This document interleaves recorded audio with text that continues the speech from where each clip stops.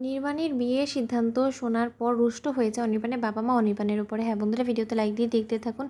অনির্বাণ ওর বাবা-মাকে বারবার করে বোঝানোর চেষ্টা করে যে, "মা, বাবা তোমরা কেন বোঝার চেষ্টা করছো না বলো তো যে ডোরা বৌদি রায়ের উপরে রাগ এবং ক্ষোভের থেকে এই মিথ্যে কথাগুলো বলেছে রায়কে ছোট করার জন্য তোমাদের নজরে। তোমরা সেটা কেন বুঝতে চাইছো না বলো তো? ও রীতিমতো বানিয়ে, বানিয়ে তোমাদেরকে ভুয়া কথাগুলো বলেছে যাতে তোমরা রেগে যাও। তোমরা রায়ের সাথে একবার দেখা করো, তারপরে আমি তোমাদেরকে তোমাদের মতামত নেওয়ার চেষ্টা করব। কারণ তোমরা একজন মানুষকে না জেনে শুনে আর তার ব্যাপারে বাজে মন্তব্য কেন করছো আমি সেটাই বুঝতে পারছি না। শুধুমাত্র ডোরা বৌদির কথা শুনে তোমরা একটা মানুষকে জাজ করতে পারো না এভাবে।" তখন অনির্বাণের বাবা-মা বলতে থাকে যে, "তোমরা একবারও ভেবে দেখেছো যে তোমার বাবার সোসাইটিতে কতটা নাম সুনাম আছে? সেই সুনামগুলো তুমি সব কিছু ডুবিয়ে দেওয়ার জন্য এই সিদ্ধান্তটা নিয়েছো। যখন কিনা তোমার বাবা তোমার উড বি ওয়াইফের ব্যাপারে সোসাইটিতে সবার সামনে ইন্ট্রোডিউস করাবে তোমার উড বি ওয়াইফকে, তুমি তখন ভেবে দেখেছো যে তোমার বাবার সম্মানটা কোথায় গিয়ে দাঁড়াবে? যখন ওরা সবাই প্রশ্ন করবে আর সবাই জানতে পারবে যে তোমার ওয়াইফের এক্স হলো গিয়ে তোমার দাদা হয়, সেটা জানার পর কতটা ফেস লস হতে পারে তোমার বাবার।" তখন অনির্বাণ বলতে থাকে, "এত কিছু চিন্তা করে আমি আমার বিয়ের সিদ্ধান্ত নিইনি মা।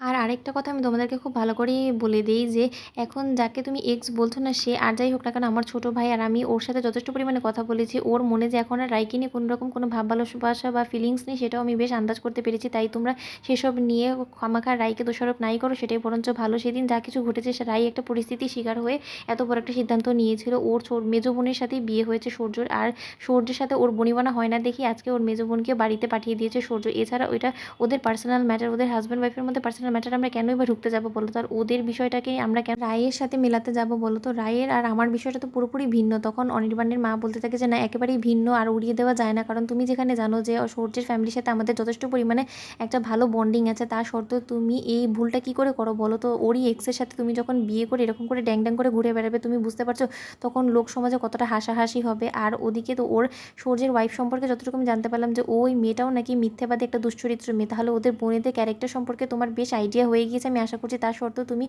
ওই মেয়েটাকে কী করে পছন্দ করলে আমি সেটাই বুঝতে পারছি না। যেখানে কিনা তুমি খুব ভালো করেই জানো যে ওই মেয়েটা দু নৌকায় পা দিয়ে চলার মতন মেয়ে। ও মেয়ে এরকম করেই প্রায় সময় বড়লোক বাড়ির ছেলেদেরকে ফাঁসিয়ে ওদের সাথে ফষ্টি করে ওদের সাথে ঘনিষ্ঠ হয়ে ওদের থেকে টাকা আত্মসাৎ করে ওরা তোমাকে যখন ছুঁড়ে ফেলে দিবে তখন তুমি কোথায় গিয়ে দাঁড়াবে? অনির্বাণ, একবারে ভেবে দেখেছো? তুমি আরও একটা ভুল যদি জীবনে করো তখন তুমি ঘুরে আর দাঁড়াতে পারবে কোনোদিনও? এত কষ্ট করে তো তুমি তোমার জীবনে আরও একবার ঘুরে দাঁড়িয়েছো, তা সত্ত্বেও তুমি যদি আবারও এরকম করে আঘাত পাও তখন তুমি এই আঘাতটাকে কী করে বিদায় করবে তোমার জীবনের থেকে? তুমি সেটা ভেবে দেখেছো? আমরা মা বাবা হিসেবে তোমাকে যথেষ্ট পরিমাণে বোঝানোর চেষ্টা করছি। তুমি আমাদেরকে বাধ্য করে দিও না যে আমরা তোমাকে ফোর্স করতে বাধ্য হই যেখান থেকে আমরা তোমাকে বেনারস নিয়ে চলে যাব। তাহলে আমরা কিন্তু খুব খারাপও হতে পারি তুমি যদি আমাদের অমতেই বিয়েটা করো। তখন অনির্বাণ বলতে থাকে, "আমি কোনো বাচ্চা ছেলে না যে তোমাদের সিদ্ধান্তে আমি আমার সিদ্ধান্তটা নেব। তাই আমি তোমাদেরকে বলে দিচ্ছি, তোমাদের যদি এই জিনিসটা নিয়ে খুব বেশি সমস্যা হয় তোমরা বরঞ্চ এখান থেকে বেনারস চলে যাও, সেটাই বরঞ্চ তোমাদের জন্য ভালো।"